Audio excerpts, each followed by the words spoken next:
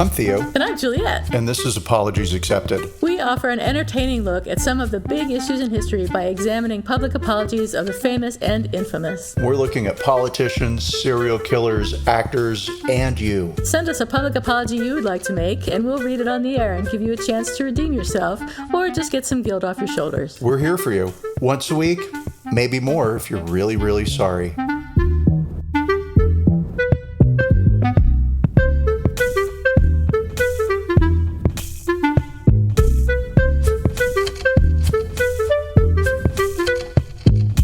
Hi, everybody. This is Apologies Accepted, the podcast. And I'm not Theo. And I'm not Juliet. And we all want to know what's shaking bacon. And for the 1,000,000th time, for the 134th time in a row. Oh, my God. 134 episodes. Wow. Hard to believe. It's impossible to believe. And there won't be 135 if I don't get this rolling. And I like an airplane just having a problem getting off the ground. Absolutely fucking nothing is happening. I don't believe that for a second. It is true. My neighbor's house burned down, but that didn't happen to me. Totally Your kidding. Your neighbor's house burned down? No. Oh, I would have told you. I would have sent photos. God damn. Yes, I hate that bitch. No, nothing happened to my neighbor's house. Let me think. Okay. Absolutely nothing. I took half a Friday off because work has been all consuming. And I had just reached a point in my head where it was like, I can't think anymore. Yeah. I cannot even craft a sentence. I can't. And so turned the computer off Friday, officially took a half day. And then very good. Yesterday I sat on the couch and I know what's going on, right? It's just like my brain unloading. It's like, okay, I've been thinking nonstop for whatever, a month. I need to like just fucking not. And so I stared at a wall and I turned on my favorite moving wallpaper, which is UFO documentaries, and then fell asleep because they are so fucking boring. It's like, why do I think I like these? I've seen all of the good ones, and there's no more good ones to see. They're not the kind of thing. They don't make new UFOs like they used to. No, it's so very annoying. And then how sad. And I made turkey chili. So yay, my whole exciting weekend so far. I did rearrange the guest bedroom. This is how fucking boring my life is right now. Which is good. I like boring, right? Boring's nice, everybody. Drama's not needed.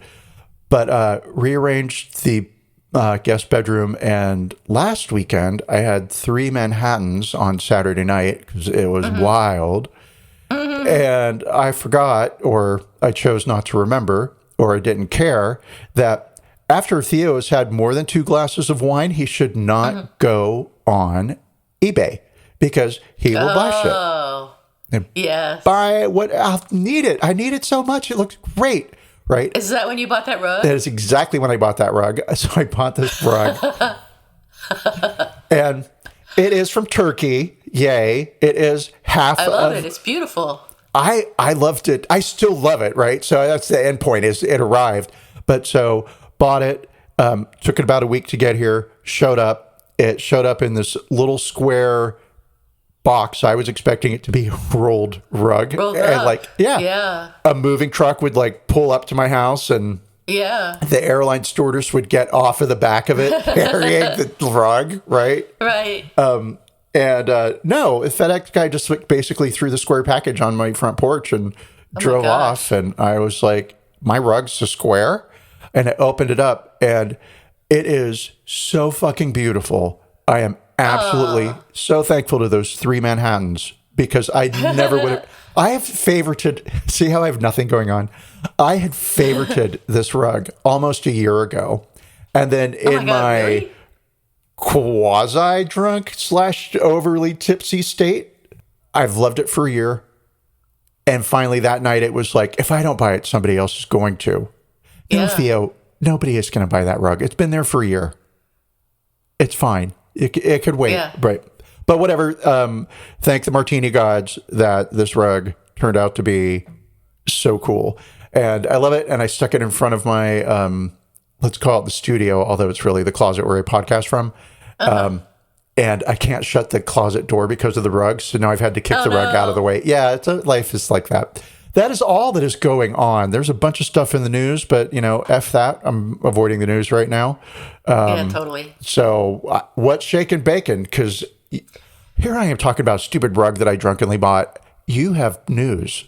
I think it's great. And when I used to take, I think it was Xanax, I used to take Xanax and go on Amazon and eBay and buy all kinds of shit. Like I bought like 3 pairs of lime green leggings one time. And it's like, what was I even thinking? I don't even know. I didn't buy nice Turkish rugs. I just bought crap. So you're lucky. You have good taste. Oh, yeah. Drug Theo only likes the best and cheapest. Thank God for that. Yeah. No, my bacon is that I'm going to Norway on Tuesday, which is very exciting for me. I've not been out of the country in I don't know how many years. I don't know how many years. I don't even know when. Well, I went to Canada, but that doesn't really count, in Mexico. But other than that, I haven't been to Europe in 1,000 years.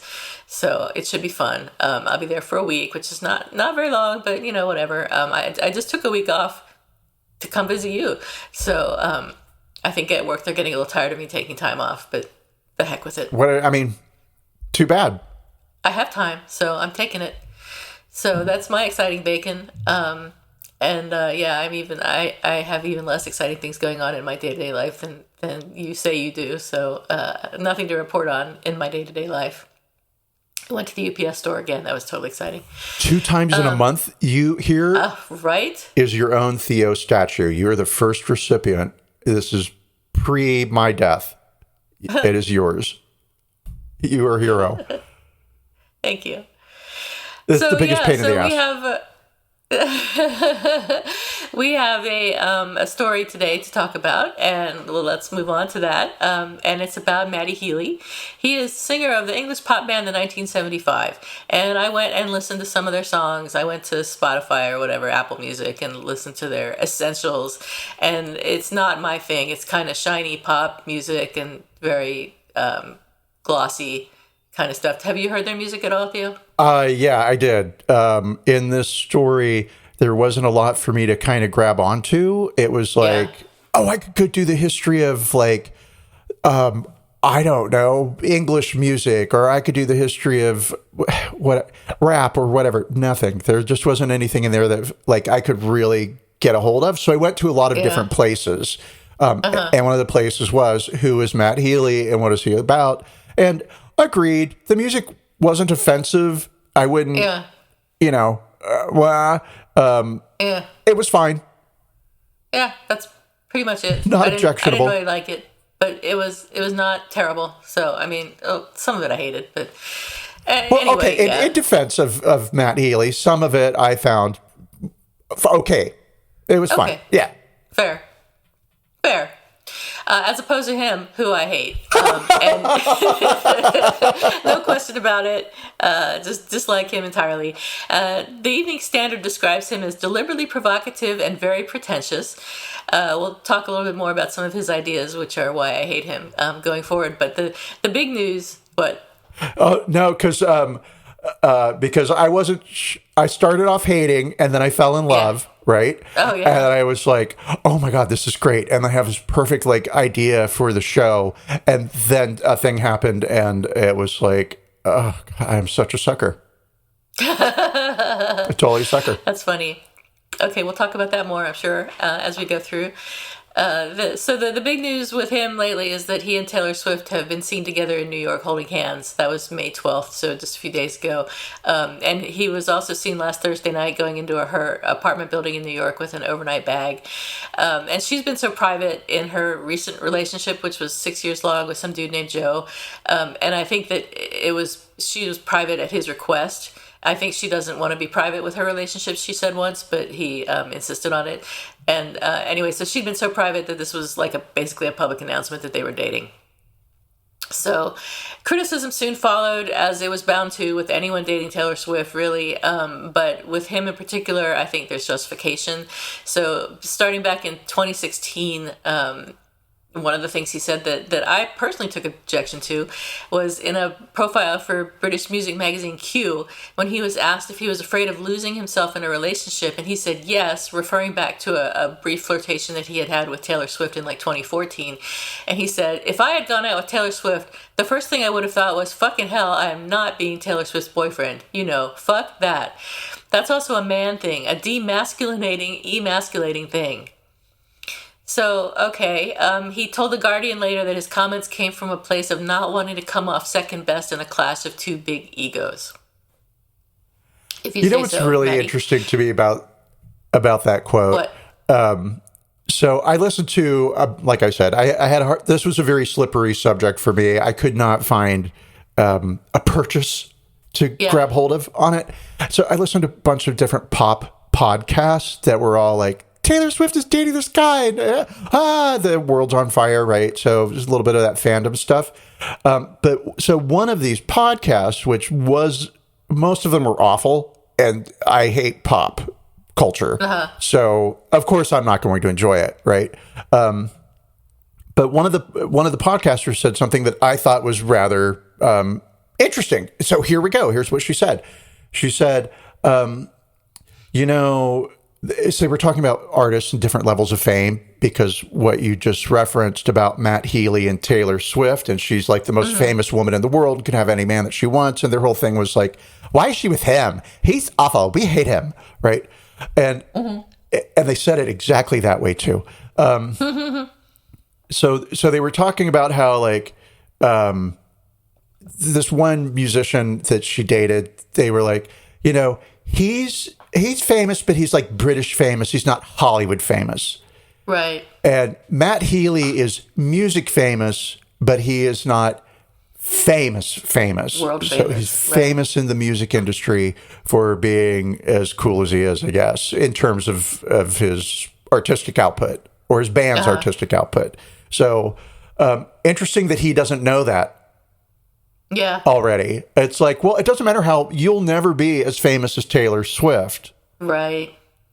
But you're like Amy Mann. You have your own little cult following among the people who know or whatever. And so, enjoy that. Enjoy not whatever. I'll shut up now. But so it's just interesting to me that he thinks he's more famous than he really is, because I had never heard of him. I never thought about that, but you're right. So he thinks that he's an equal to Taylor Swift, but he's really not even close to it. Not even close. So then the next thing he said that pissed me off was in December 2018, or the next thing he said that I know about that pissed me off. He said, the reason misogyny doesn't happen in rock and roll anymore is because it's a vocabulary that existed for so long that it got weeded out. Which, like, first off, what? What are you even trying to say there, Matty? And second, I think I understand what you're trying to say, and it's bullshit. So that's him on women, or that's the first so start to of speak, him on women. but We'll get some more of women later. But in January of this year, he did a Nazi salute during a song that referenced Kanye West in a manner that might indicate that he was calling Kanye a Nazi, but it's still questionable. So this is where we talk about him being a provocateur and basically a troll, and that being a persona and not being his real self. I think that's all bullshit. He's like 34 years old. He's way too old to be behaving so childishly. He's way too old for that. Absolutely way too old. Yeah. Yeah. So cut it out, Maddie. Grow up. It's just typical white male bullshit, in my opinion, and it needs to stop. Yeah. So the worst thing that he did, I think, that I know of, I can't say that I know everything he's ever done, but in February, he appeared on the leftist podcast, The Adam Friedland Show, which is something else I'd never heard of, but it's one of those bro podcasts where they laugh about white stupid bullshit. Stuff. It's a Howard Stern derivative. Yeah. So on this show in February, he laughed while the host did racist impressions of Chinese and Hawaiian people in an impression of what they imagined the rapper Ice Spice's voice to sound like. I'd never heard of Ice Spice before this. Does not mean Ice Spice is not famous. I had just never heard of her. She's a rapper, and I did not... Oh, I meant to listen to one of her songs, but I didn't do it. I did. Oh, how was it? It was fine. She did a video with Rihanna, and it was good. What I liked about it was that I had read an interview with her, right? And this is what the host of the podcast, this is how she sort of came up in the podcast. There was a quote where she said something like, she really likes alternative music, and she's a big fan of the 1975 Matt Healy's band, and that people would expect that from her because she's a rapper. And so when I listened to her sing, or when I watched her perform, because really it was more of what it was, it was the very typical what I would expect from two female rap artists getting together, embracing their own sexuality, and it was a perfectly fine song, right? Very sexy, very, very not erotic, but just very sensual, but great, awesome, have at it. But it was knowing that she was a fan of this band that I found to be kind of they're fine, that I was like, oh, okay, an artist who's open to many different forms of art, very cool, or genres within hers, So respect for her, hooray.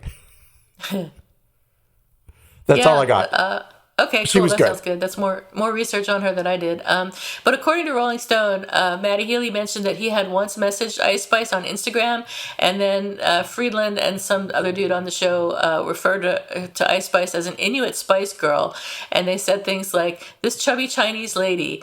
Yeah, I rap and make music. Do they talk like that? Do Inuits talk like that?" And then they went on to mock Chinese and Hawaiian accents, while good old Matty laughed along and said, "Yeah, that's what Ice Spice is like." And then in another instance, the host said that he should message her on Instagram and, quote, slide into her DMs and ask, "What are you, a fucking Eskimo or something?"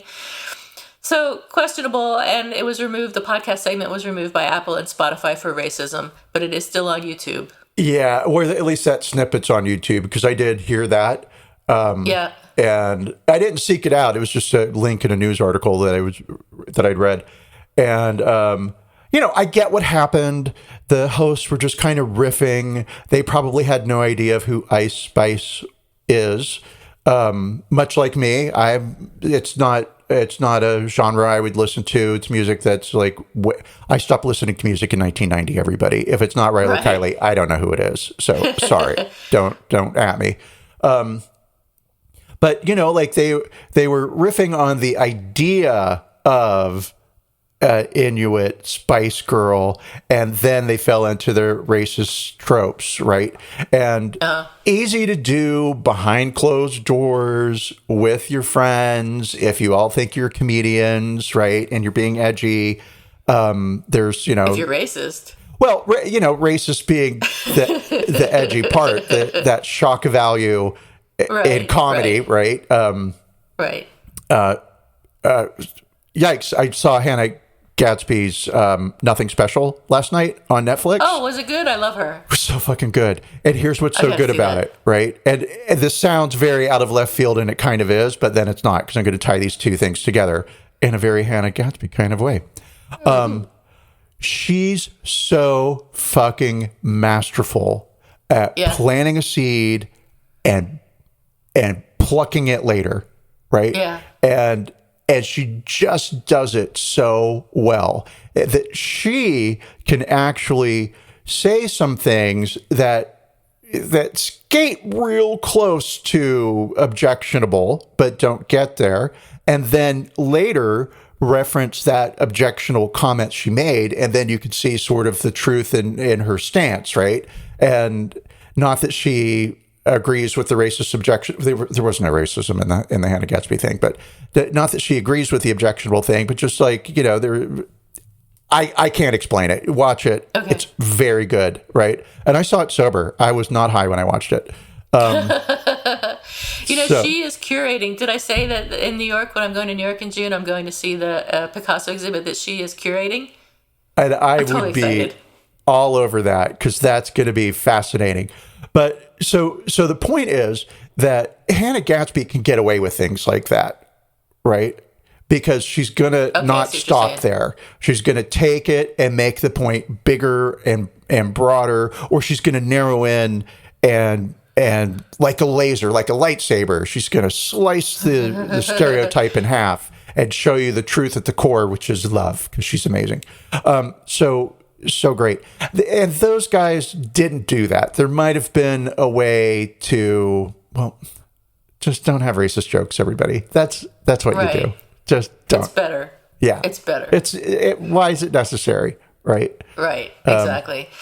But anyway, okay. So I have firmly derailed you, but the point of all that is to say that, that the two podcast hosts who should never be trusted, podcast duo, absolutely the worst pieces of filth ever created.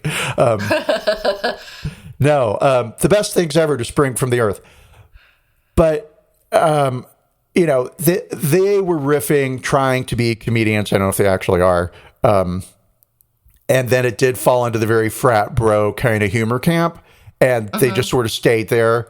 And Matt Healy did he did laugh along with it. Right.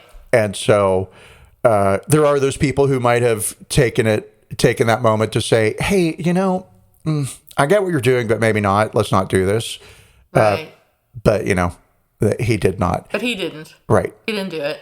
And even worse, during the same episode, and this is what, if I were Taylor Swift, this would absolutely be a deal breaker, absolutely no-go after hearing about this. During the same episode, he also joked about masturbating to hardcore porn in which black women are humiliated and brutalized. So there's a Reddit thread on this, and fans of Swift in the Reddit thread either begged her to break up with him or decided that she was another wealthy, complicit white woman because she apparently must know about this and not care. The porn site that he was referring to is something. Okay, so what do you call it? What do I say when I want people to be aware? Trigger warning. Thank you. It was like trigger warning. Racially degrading, and extreme pornography discussion ahead. I'm not going to go into details, but I'm sorry. I hear my mother calling me. I have to go. Hey, yes, everyone, please go. Skip the rest of this podcast. Skip the next what 10 the minutes. fuck? Okay. I can't wait. Let's. What have you got? So the Medium article described one of the porn sites that he views. It's called Ghetto Gaggers. What? And it's white men. Are you fucking kidding me? I'm not kidding you. White men humiliating and sexually dominating black women. Physical violence coupled with jokes about poverty, welfare, slavery, and putting nooses on women. This was a Medium 2017 article about abuse porn. So the article said the text on Ghetto Gaggers and other websites describes how they trick 18-year-olds and other young women who mostly have never been in a porn film and clearly have been manipulated in some way and totally unprepared for what they are about to face. The websites actually joke about how some of these women are being violated because they are desperate to pay for food and other necessities for their children. God! It's more than likely that many women have engaged in this sexual torture so they and their children can simply survive. It would be surprising if many of the women in these films were not homeless or in precarious living situations to resort to such brutality to earn money. What kind of consent can someone fighting hunger and homelessness give to a lying, threatening producer on a contract that doesn't describe the reality of the abuse they're about to suffer? And you don't have Matty the resource Healy for you.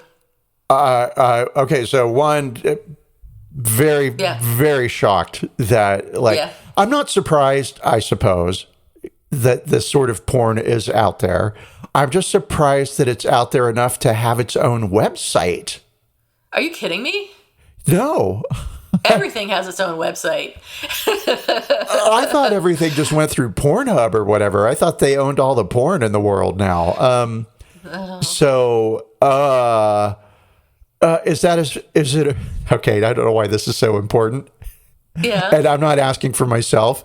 Is it a free site or do you have to pay for it, right? Because if you have to pay for it, that's a level of want and need in you, right? That's a level of extra there, right? They've got my credit card number, Ghetto Gaggers. Really? I don't know. I don't know if it's free or not. I'm not going to go look. To me, but I see the point that you're making. Right, because if it's not that it makes it better if it's free. Not only are you seeking it out, but you're paying for it. Yeah. Like you have to have it. I will pay for this. Yeah.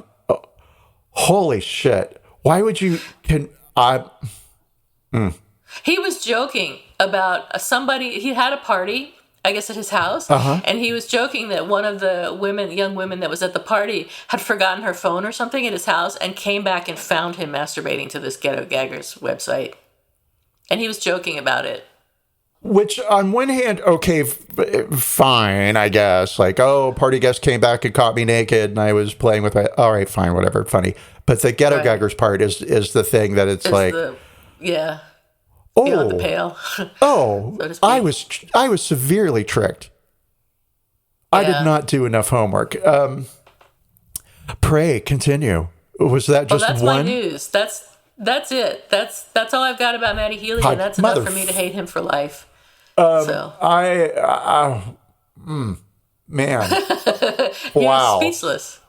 I really fucking am. And it's pretty bad. Again, it's just that thing of like, it's the 2 girls, 1 cup kind of thing, right? It's like, all right, I know that porn is out there, and that's fine.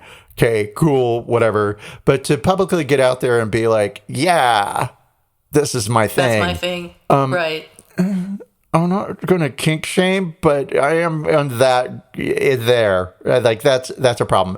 If it had been like, I don't know, women of color who weren't in degrading, let me rephrase all of that, who weren't in severe financial need, if these were just actresses, sex workers, right? It'd be like, okay, fine, you're choosing to play a character for a fantasy thing, whatever, cool, it's gross, I don't like it. But it's the fact that what people are getting off to is the reality of the desperation in these women. That's terrible. It's awful. God. Well, okay. Taking a complete left turn, as I said, I wasn't sure, like, what am I going to do? What am I looking for? So I did a lot of, like, Taylor Swift fangirl podcasts where they talked about how awful it was that she was dating Matty Healy. And there is one podcast that is a Taylor Swift podcast, and I'm not going to mention the names of any of these podcasts. If you just Google Taylor Swift, they'll all pop right up, right? They're the big ones. There's one that examines the last 48 hours of her life in the news cycle. And that's all they do, right? We're going to talk about what's happened in the last 2 days. And so I got let's say blow by blow, so we could sort of bridge over from Ghetto Gaggers to my story, right? Blow by blow description of Taylor Swift and Matty Healy's romance as it was released to the press from Friday through Sunday. And I could not believe the amount of passion these 2 people had for Taylor Swift's life, right? And I mean, fangirl, I get it. Fanboy, I totally get it. I've got my fan shit too, sorta. I don't really, not to that level, right? Right. I can't think of anybody that I'm like that about that I would, whatever, who cares, right? I'm trying to make it about me. So listen to that, and I was like, I don't know who Matty Healy is. I heard a couple of the band's songs. I didn't listen to the whole song, just long enough to know, like, yeah, okay, I get it. Yeah, all right, fine. And so, I'm not going to go into, like, where did Taylor Swift come from and what she's all about, because we had a Taylor Swift episode, and right. And then there were the things about Taylor Swift. Like, one of the podcasts I listened to said that Taylor Swift is not necessarily a great person, that she's very, like, methodical, and everything that she does has a specific intention of enhancing her career. And so when she does something, she is doing it for herself, for her career, right? Okay. And that, for instance, like, and this wasn't the podcast host thing, but there was an article written by a Swift fan who's queer that was like, she's going to all these states in America that have passed all these terrible anti-LGBTQIA laws, and she's not speaking out behind the microphone. And it's like, I don't care. Give her a break, right? Whatever. What's she gonna do, right? I give her a pass. She's an ally. Ally? Yeah, she's an ally. She's an ally. You have to wave the flag every fucking 5 minutes. You get to put it down and live your life. You pick it up when they pull out the guns and start herding us into the trains. Oh, God, there's an image. So, okay, cool. Some of the people in the Swiftie community think that Taylor Swift is very methodical. Then there's a whole, or even perhaps Machiavellian about orchestrating her career. And so is this Matt Healy thing kind of a thing that she's doing for her next album? Who knows? There are people out there who think that Taylor Swift can do anything in the world and that she is some sort of she's like, okay, I'll say it. She's a white Beyonce. She is not. No one is as strong as Beyonce. But okay, cool. So, to the point, this was going to be my big ta-da. There are people out there who have discovered that Taylor Swift's album releases coincide with deaths in the royal family. Oh, my God. And apparently Prince Philip died on, real close to her. She released an album, then Prince Philip died. Then she released an album, then Queen Elizabeth died. She's getting ready to release an album, and now everybody's like, you better look out, Charles. Right? Uh-huh. And so if he dies anytime within 5 years of that album release, the urban legend will be firmly cemented in place, right? So, all right, cool, whatever. There's also a thing about how Taylor Swift has an album release date that coincided with the anniversary of Donda West's death, and Donda West is Kanye's mother. Oh. And so people are like, she's doing that on purpose and blah, blah, blah. Apparently not, right? Seems coincidence, unlikely. right? Yeah. And is she dating Matty Healy in order to do something with her career and shake things up? Oh, who knows? Oh, I think that's a song that she wrote. I'm not sure. Shake it off, shake it up. So shake it up, shake it off. Yeah. Shake it off, shake it up. So I kind of had nothing. The Taylor Swift murdering the monarchy was kind of interesting, but whatever. That's 3 albums, 3 deaths. Okay, cool. That could very well be coincidence, or could it? So what I was left with was the Matt Healy podcast called The Face. There's a Matt Healy podcast? There's a Matt Healy podcast. Where, oh my God, I didn't know. Well, let me tell you what. So tell me. I'm gonna, because it got me. It totally got me. I was like, all right, I don't know a lot about Matty Healy, but I heard the thing that started his apology, or was the reason for his apology, right? And read the apology, and then watched the apology as it was made on stage, right? Mm-hmm. And okay, you're a dick. Whatever. I don't have to personally like you. And then I heard the podcast. And the reason I listened to the podcast was because he interviewed motherfucking Stevie Nicks. And he did? He did. I know, right? Wow. It is so good. It not that really? Oh, Matt Healy's so good, right? Okay, why was it good? And so I went from Matt Healy's a dick to, wow, Matt Healy is actually very cool. He's insightful and aware. And so The Face, whatever it's called, The Face, I don't know. I think it's at BBC, but it doesn't matter. It's a podcast. And he sits down with his heroes and the people who inspired him musically. And Stevie Nicks is one of his heroes. And he does a really good job talking artist to artist about the process and kind of your perspective on life and your place in the artistic process, and also the gossipy bits about just your life. Where did that song come from? Why did you write that? What about that lyric? What was the dynamic like with XYZ? And so and it was an hour, and it was so good. And it was so good because he was respectful. Because Stevie Nicks, of course, you're going to be respectful. But, of course, yeah. But also, like, Stevie Nicks is one of his fucking heroes. Like, and so let me tell you the story that converted me from Matt Healy is a dick to Matt Healy, you are a really good guy. Okay. And it goes something like this. Stevie Nicks was sitting with some friends a couple of years ago, and somebody put on a song, and she said, "Oh, who's this?" And they said, "It's the 75." And she said, "Well, okay, great, thanks." And then she went home and bought that album and started listening to it and loved it. And the song that she loved was Chocolate. And so she felt this real connection to this band because, one, she loves chocolate. Okay. Stevie Nicks is very airy-fairy. I love her. She's very smart. But, you know, everything is a web in the goddesses, or a strand in the goddesses' web of life. Yes, I'm all there for it. Cool. So she loves chocolate, and the song was called Chocolate. But also 1975 is when she joined Fleetwood Mac. Oh.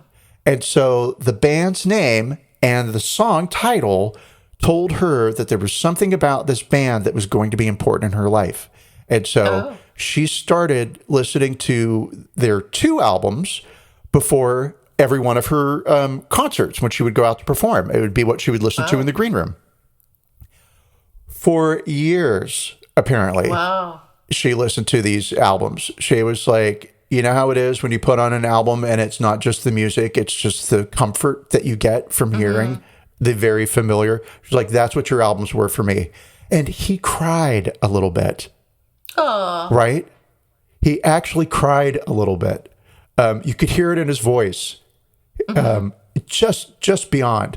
And let's see.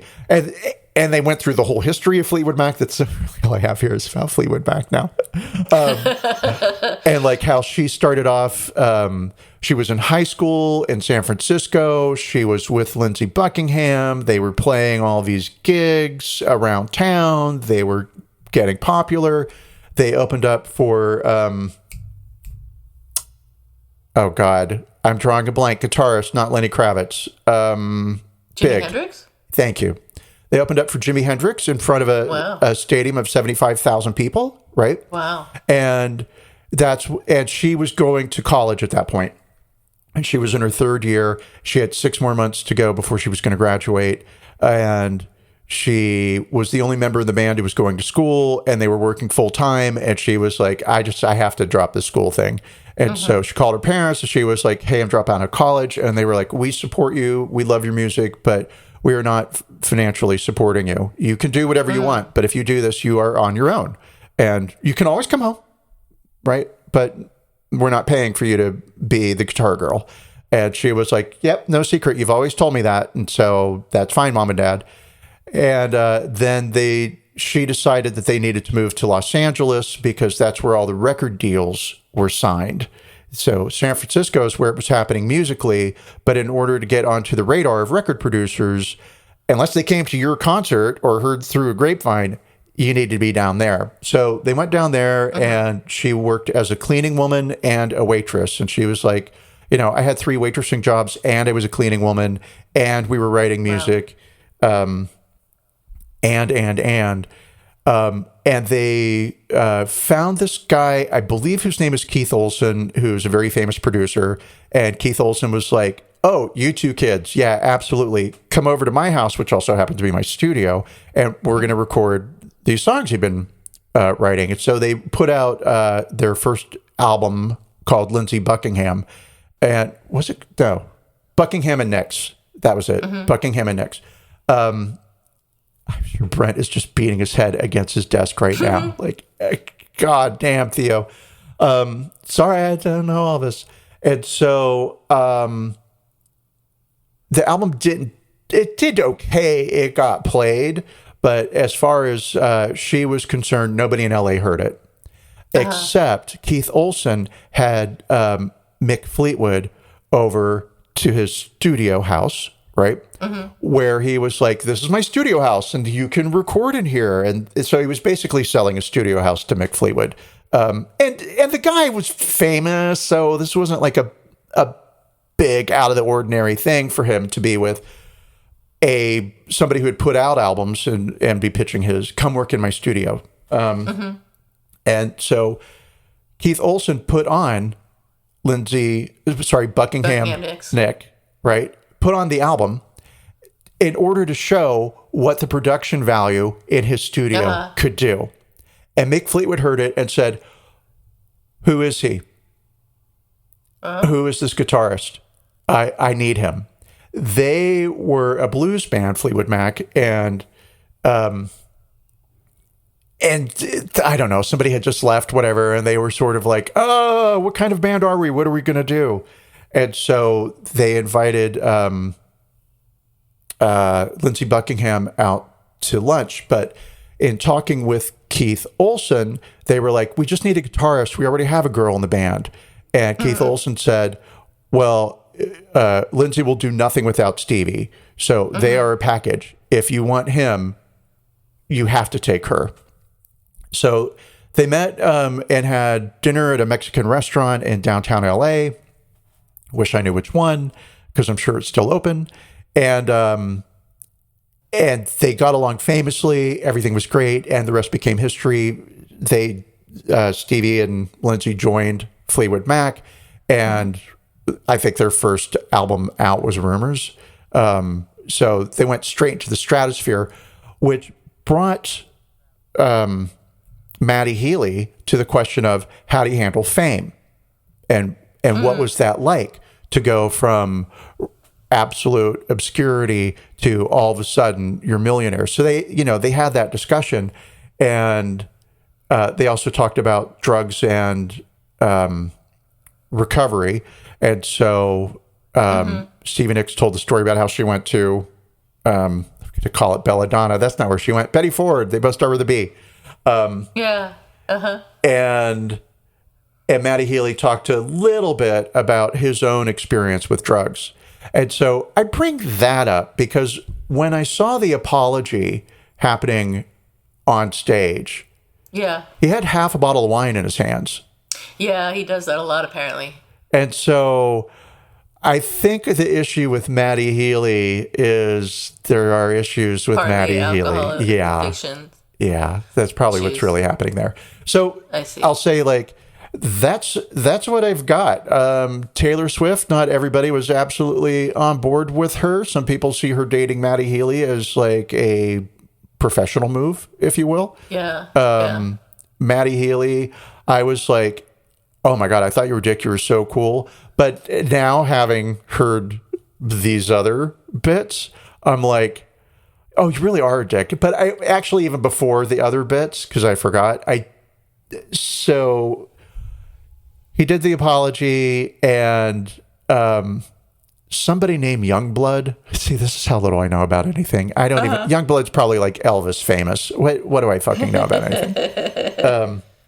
Said something about 3 privileged white guys sitting around mocking a black woman, and Matty Healy then released a video tweet in response to that where he impersonated Youngblood, and it was like, oh my God, guy, you are such a fucking dick. None of this is funny. You need handlers. You need somebody. Every move you make needs to be run through a PR company. You can't be left alone with a phone.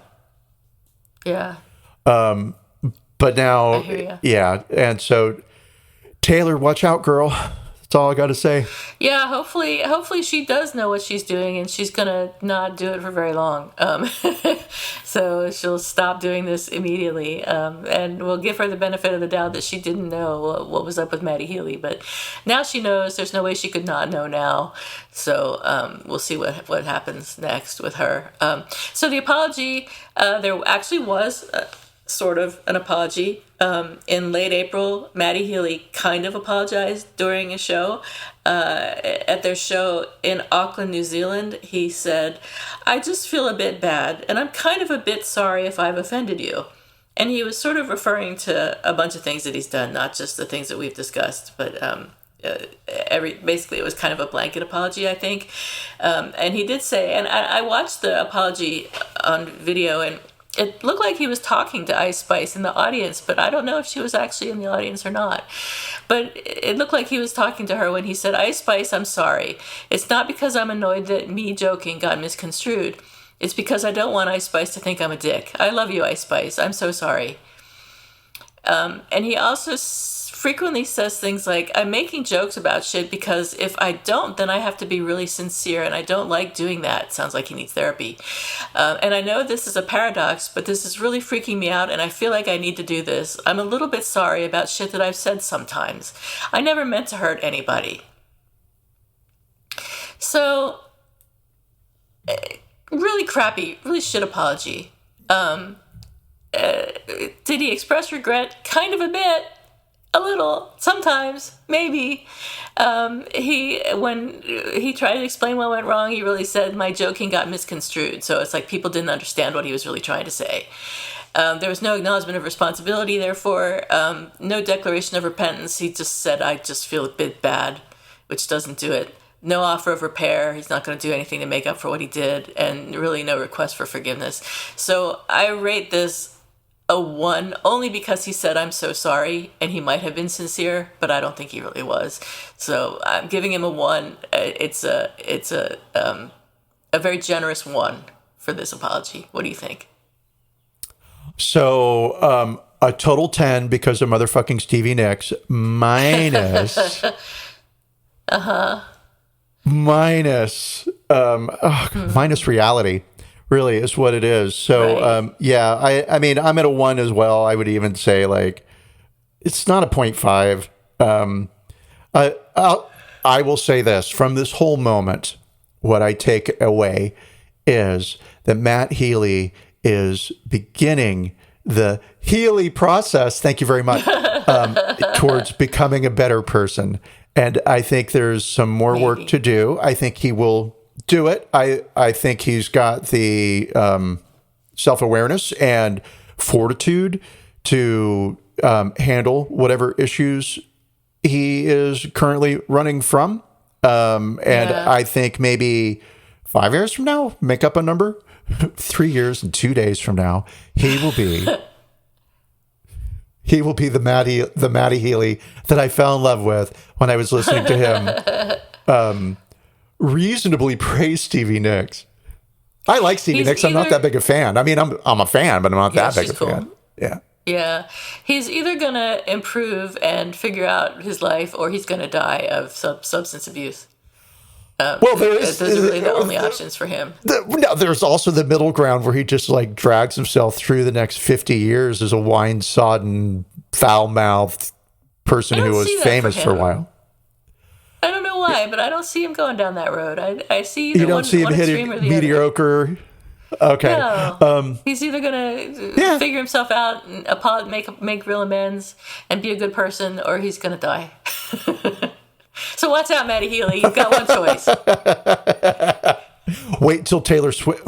Actually, Matty Healy will have to marry somebody in the royal family, and then Taylor Swift will have to release an album in order for her to be able to kill him with her music. Dies. Yeah. Yes.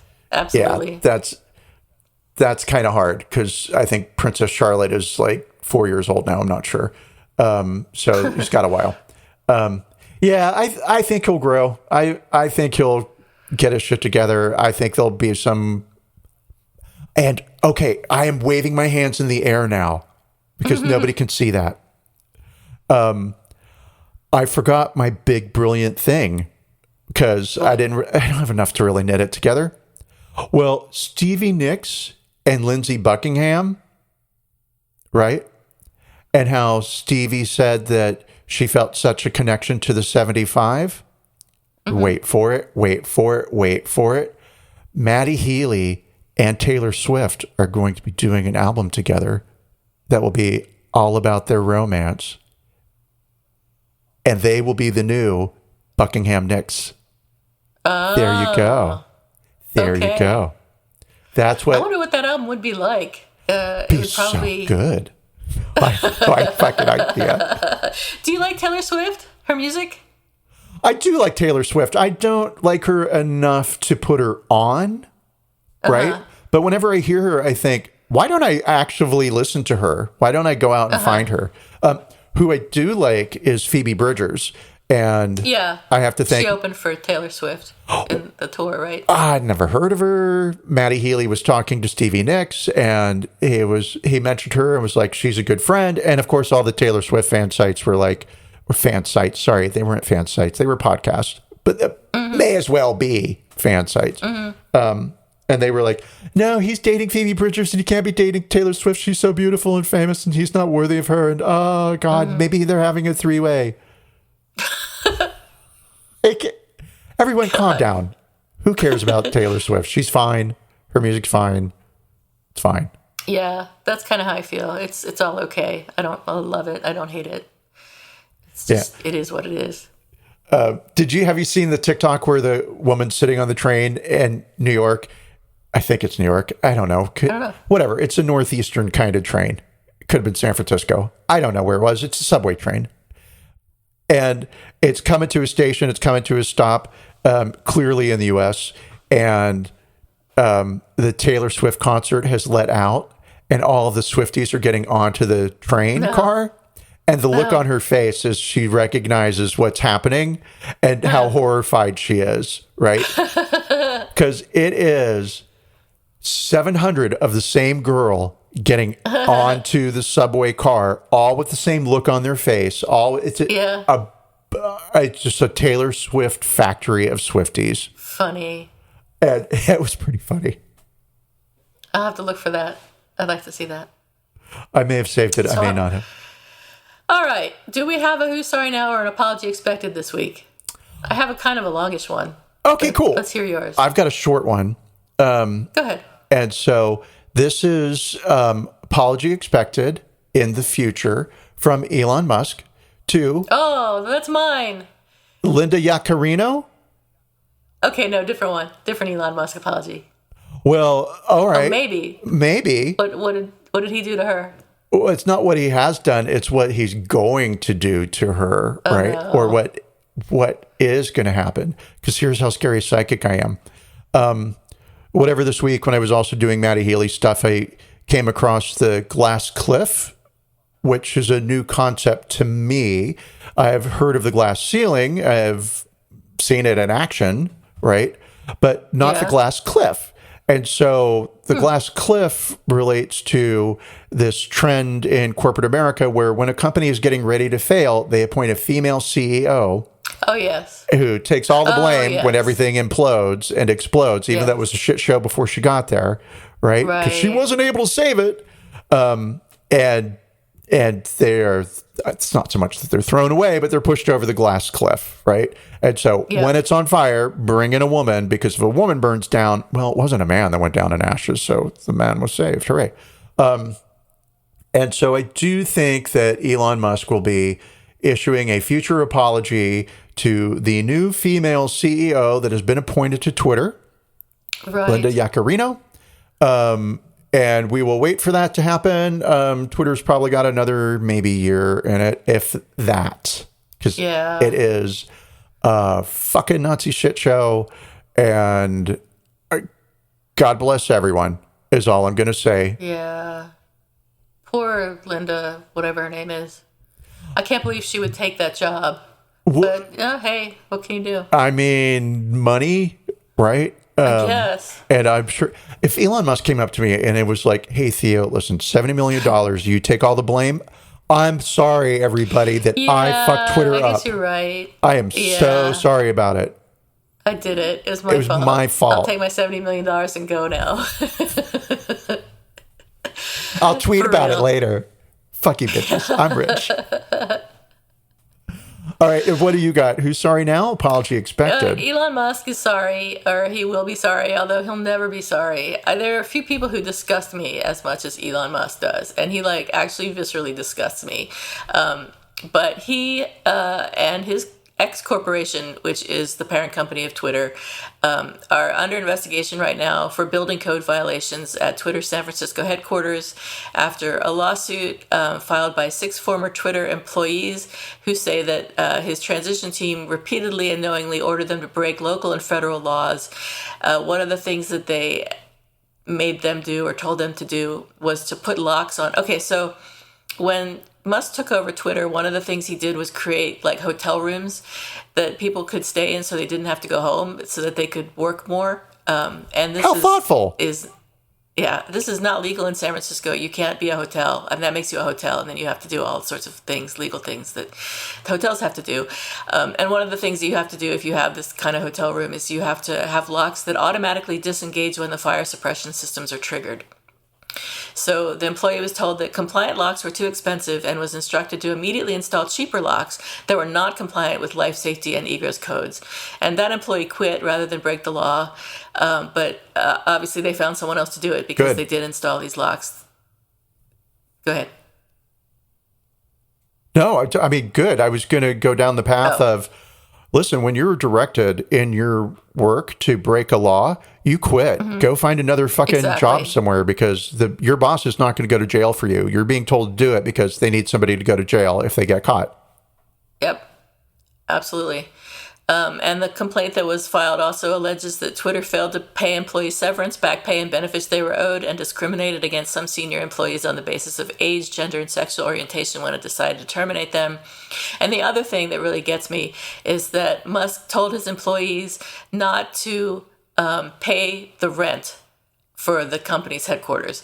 And when Musk was told that there would be termination fees if they didn't pay the rent, the company executive, Steve Davis, told the senior employees, well, we just won't pay those termination fees. We just won't pay landlords, adding, we just won't pay rent.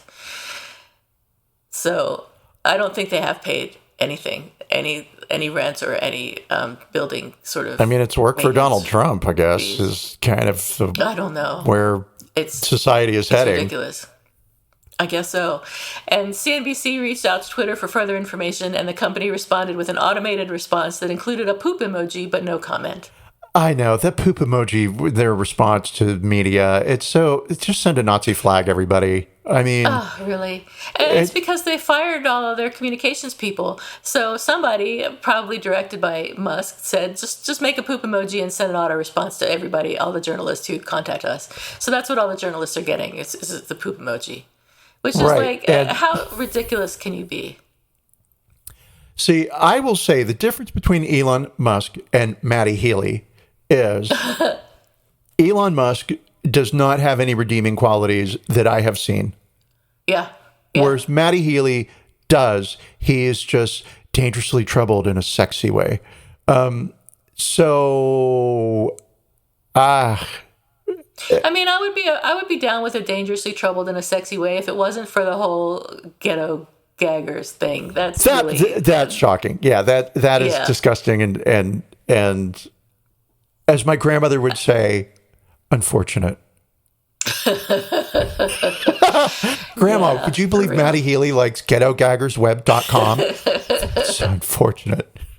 Yes, totally is. So that's it. That's all I've got this week. That's all I have this week. I have much more about Stevie Nicks. We'll save that for when she apologizes. She'll never do anything that she needs to apologize for. Well, I'll take that back because yes, she did. And I was actually very shocked by this. So this is a small problem for me and Stevie. So in 1985, she went to see her doctor and he was like, her ear, nose, and throat guy. And he was like, hey, you've got a hole in the middle of your nose. It's so big, you're going to die of a stroke. You've got to like chill out on the coke. And she decided that night, hey, I'm going to go to Betty Ford and I'm going to check myself in.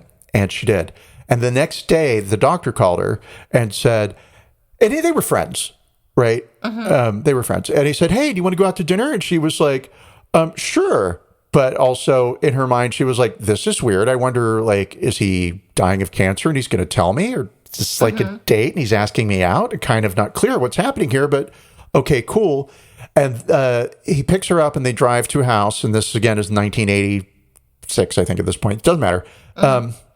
And she's like, oh, this big mansion looks really familiar. And her doctor's like, hey, I forgot something inside.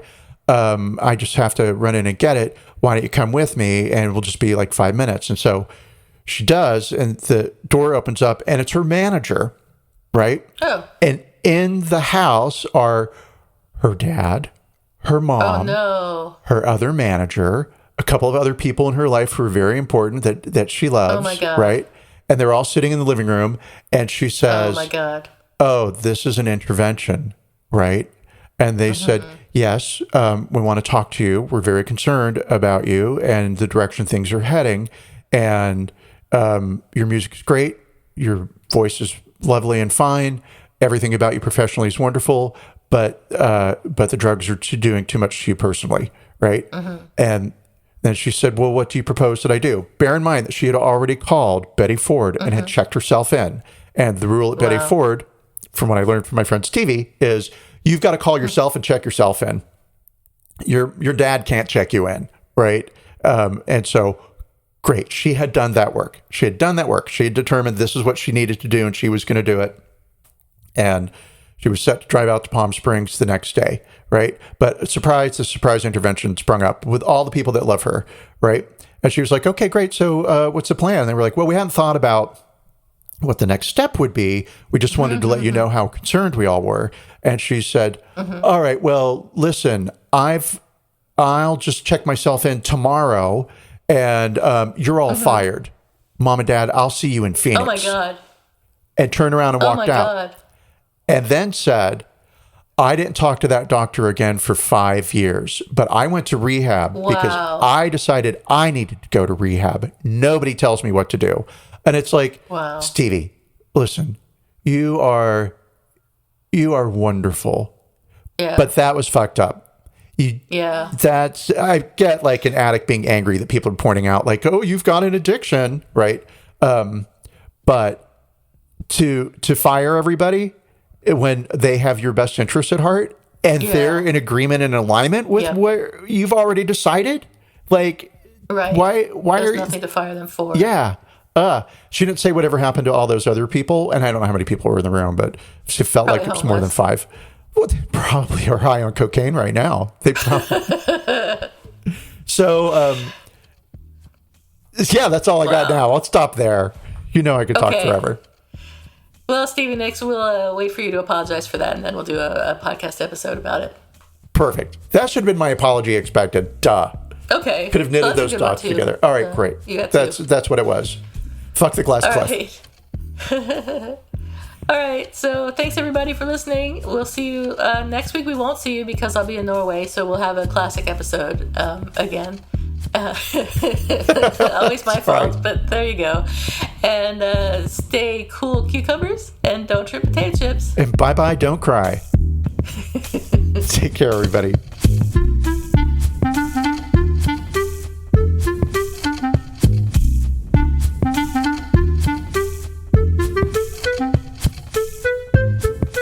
Thank you for listening to Apologies Accepted, the podcast. You can find links to the articles and the sources in the show notes. To submit an apology or find out more, visit us at apologiesaccepted.net, where you can also find our merchandise. We're on Twitter at Apologies Accepted. And on Instagram at apologies.accepted. You can support our important work at Patreon.com/Apologies Accepted. And fuck Facebook. Bye. Bye.